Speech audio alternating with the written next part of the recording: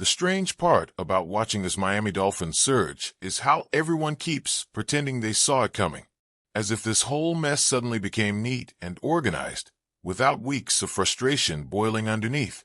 People keep talking about the offense, throwing praise at the new rhythm on the ground, acting like it all followed some tidy script.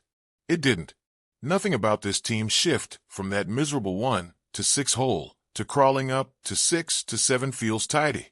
Something else was brewing, something no one wanted to admit early on. The defense quietly stopped collapsing. It wasn't glamorous. It wasn't loud. It just shifted, almost like it got tired of being dragged. But remember how it looked before? Those first 7 weeks felt like watching a bucket with holes trying to hold water. Every run seemed a knife right through. Every third down felt like a slow countdown to disappointment. And the numbers didn't soften the truth. Allowing more than 21 points every single week except one? Letting teams break 27 with ease? Calling that a bad start is almost gentle. It was rough, unsettling, and it made you wonder what exactly was supposed to hold the season together. Then week 8 arrived, and something tilted. Not everything, not all at once, but enough that you could sense the pressure shifting. The run defense stopped being a liability so glaring it practically glowed. The pass defense stopped surrendering the biggest moments. And somehow, almost subtly, the Dolphins morphed into a team that rarely lets opponents crack 17. One single game over that mark in this entire stretch. How does a unit that's shaky suddenly stiffen up? Is it coaching? Is it a spark? Is it players deciding they've had enough? Hard to pin down, even when the tape starts giving hints. The change against the run might be the clearest crack in the old pattern. Being 32nd in rushing yards allowed early on, staring at a brutal 159.3 yards per game, was the sort of number that makes you wince before reading it out loud. But since week 8, they're sitting 8th, around 100 yards allowed, and the difference doesn't need a graph to be felt. It shows up in the way the defensive line stops drifting backward. It shows in the way they reset after first contact. And it shows in Jordan Brooks and Tyrel Dodson deciding every lane belongs to them alone. It's less about dominance and more about consistency, as if the whole group agreed on what good enough isn't anymore. And it's not just about technique or scheme.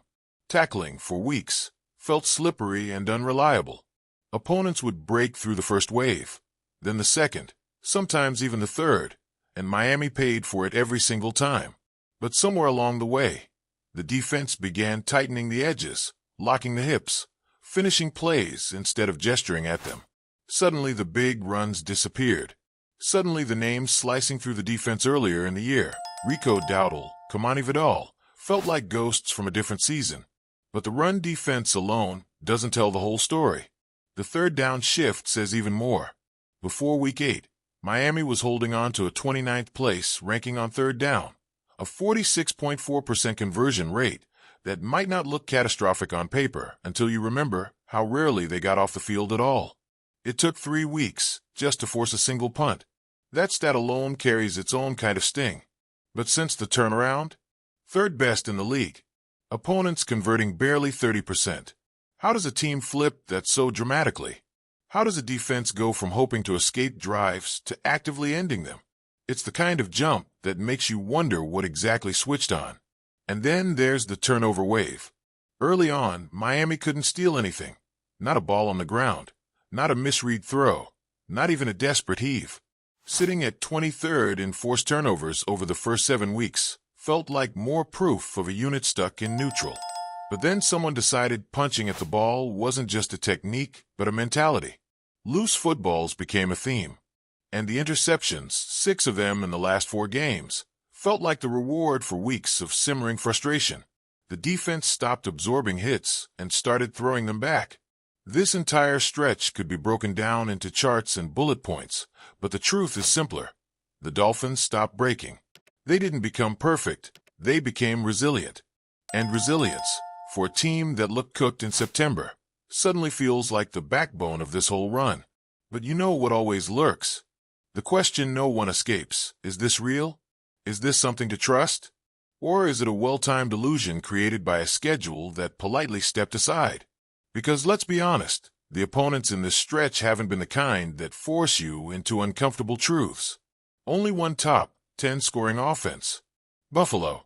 And yes, Miami handled them with the kind of urgency that quiets skeptics for a moment. But the rest?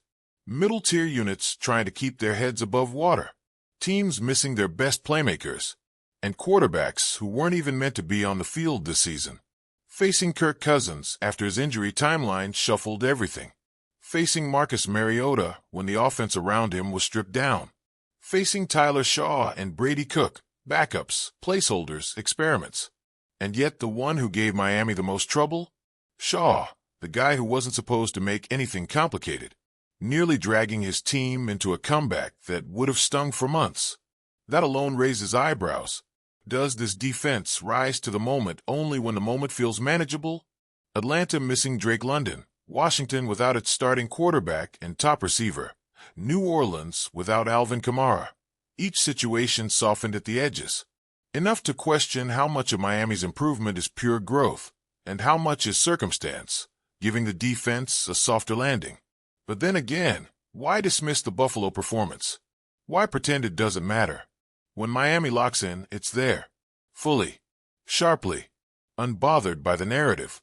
And that game proved that the defense isn't only capable of preying on lesser opponents, it can punch upward.